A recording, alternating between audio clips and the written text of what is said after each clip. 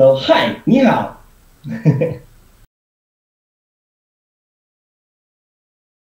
Let's begin with hello, 你好.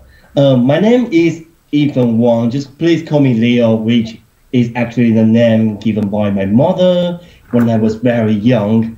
About my work, my primary work is using some empirical data and cutting-edge simulations to comprehensively study whether Taiwan is still available for the return of the cloudy leopard, which was our only apex predator before, controlling all the wildlife and balancing terrestrial ecosystem around 50 years ago.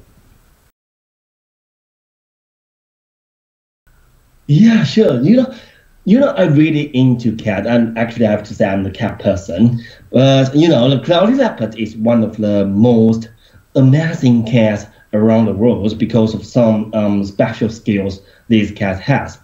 For example, cloudy leopards has the longest canine teeth with biggest teeth head ratio compared to all the big cats like lions, tigers. So this kind of longest canine teeth can facilitate the cloudy leopards can feed on the prey species 3 or 4 times bigger than itself.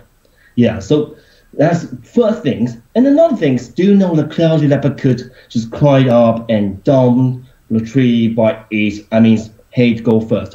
It's normal to see the cloudy leopards in the wild, and they always perform the head go down first when the cat is getting off the trees. Yeah, so that's the second thing. And last thing I have to say is compared to all other big cats around the world, cloudy leopards might have the prettiest face among its relatives. Yeah, you can just try to see the photos or the picture of the cloudy leopards. Very cute.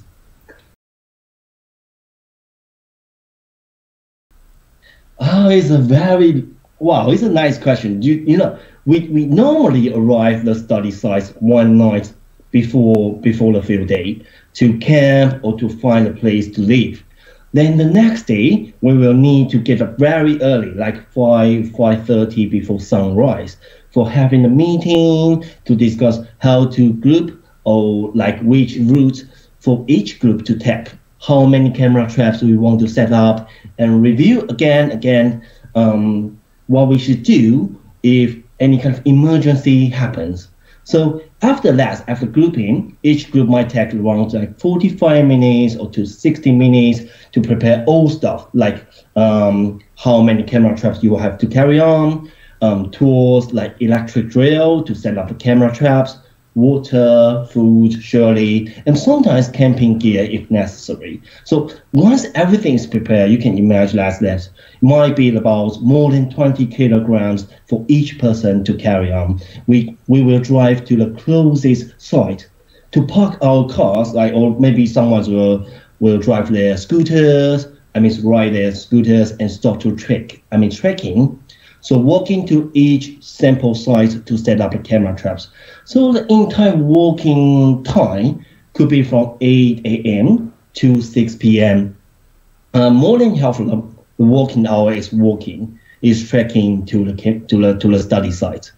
But I have to say, happily we will have 1 hour lunch break through the entire day, even though we usually only just take 30 minutes, have a very simple lunch and a chit talk. But after that, we have to get back to work and set up as many camera traps as possible one day. Yeah, to be honest, it feels really exhausting, I have to say. But we usually could spot many incredible creatures or things like muntjac or sambar deer in Taiwanese forests. And sometimes you will listen to songbirds singing while walking in the very silent forest. Yeah. So in my group, I have to say, people seldom talk while trekking, while walking. But you can feel everyone try to enjoy the natural and the forest, like trying their best to find any interesting creatures. So once someone really got one, I mean the interesting creature, the forest will turn into like a supermarket as everyone will gather from all the directions to see and discover that discovery. So that's a normal day of the field walk.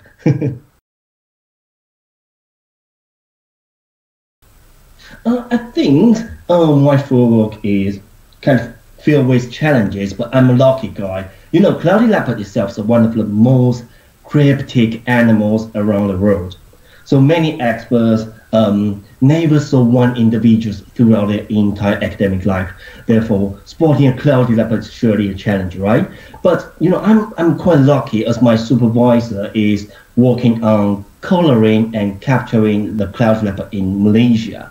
So, which provides me an invaluable opportunity to personally see this big cat.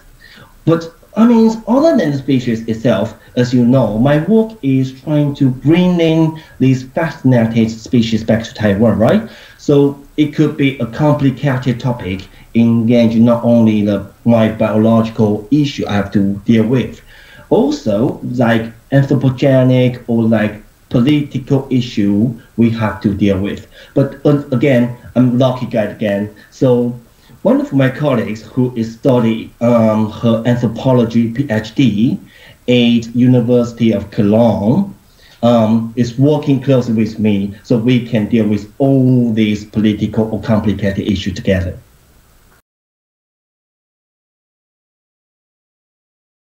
Yeah, I mean, as you know, both the distribution and abundance of the cloudy leopards is reducing dramatically. Our latest assessment, including IUCN assessment, indicate that the species might decrease more than 30% comparing to their previous population in only 2 decades. Only 2 decades. It's a very short time. So though I understand that like stop deforestation, take down like commercial hunting and poaching should be one of the most important resolution to stop their decline. But I have to say that my work reintroducing the cloudy leopard back to its historical habitat, which might more suitable than their current range, could first expand its range, and second, provide a better paradise for these species to thrive, giving them another chance to survive in upcoming changing world.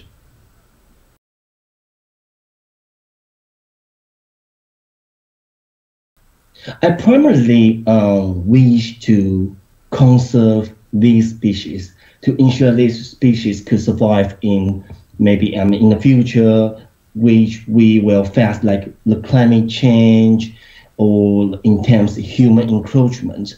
So I will try every single effort if it could help the species to survive. For example, now I'm working on expanding the species' current range by translocating and reintroduction. But in the future, I'm open with any collaboration, like to stop the deforestation or any kind of genetics or some new study which will help the species, the interspecies across Southeast Asia range.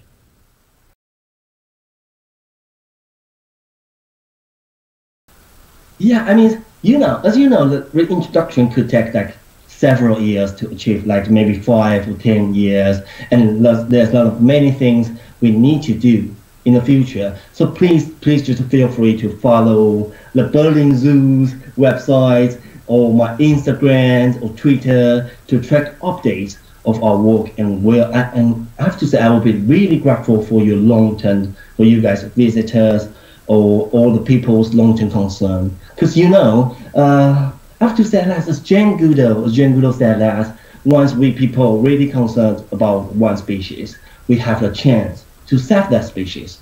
So that's what I really want to say now.